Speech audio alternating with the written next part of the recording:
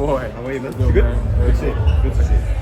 It's game time, man. How's it gonna be in the boxing ring, man? Oh, it's gonna feel amazing. I debuted. How you doing, brother? I debuted in boxing maybe like. That's the real BMF, right? Yes, sir. What's up, man? Oh shit. What's up? Familiar faces, man. What's up, fellas?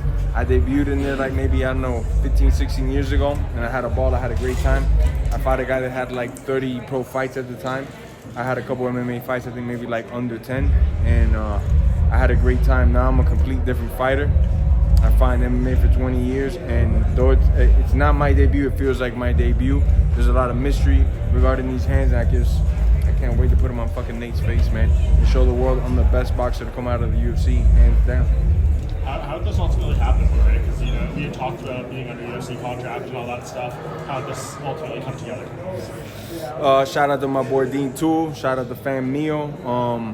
And most important, God, you know. I wasn't planning on coming back to fighting or anything like that. Like I've said numerous times, I'm blessed. I don't have to compete for the money. I do it because I want to do it, you know. And this great deal came, and it came with great opponents. You know, the list of opponents and the possibilities of opponents was great. Something that made me want to wake up out of bed early and go run my miles and diet and do all the work that I got to do to get this shit done, you know. So I can't lie, man. I'm in a very good place, happy place. I've been in Vegas now since mid-January training, as everybody here knows, because most of you from MMA I see.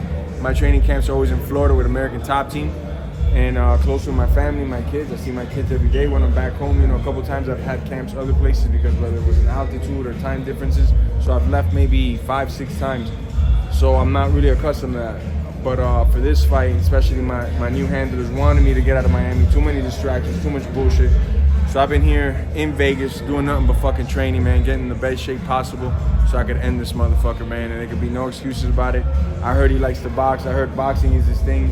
I dropped him with kicks, elbows, and knees last time, so now, you know, you get to take that away, so hopefully he's got like a fighting chance now.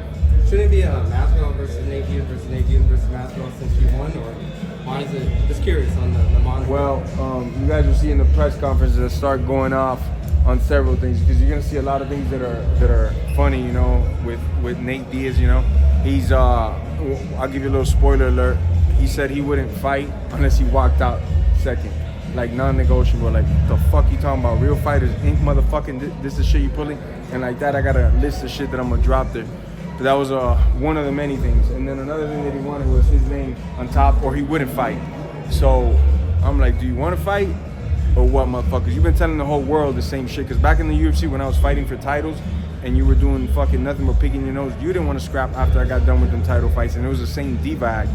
Now finally we got the deal done. It took, in totality, the deal took about a year, like 5 months with the UFC, and then another like 4 months with Nate the Diva Diaz, you know? What's the game plan for this fight?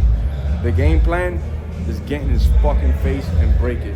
Hit him to the body, because I know it's fucking, he got a weak ass body. I dropped him, I think one time with a good little body kick, you know, so I'm definitely gonna dig into the body, dig into his face, dig into the body, you know, and that's it, you know. There's no slamming, no choking, so those are my only options. Jorge, who's some of Applying the... the pressure too in the fight.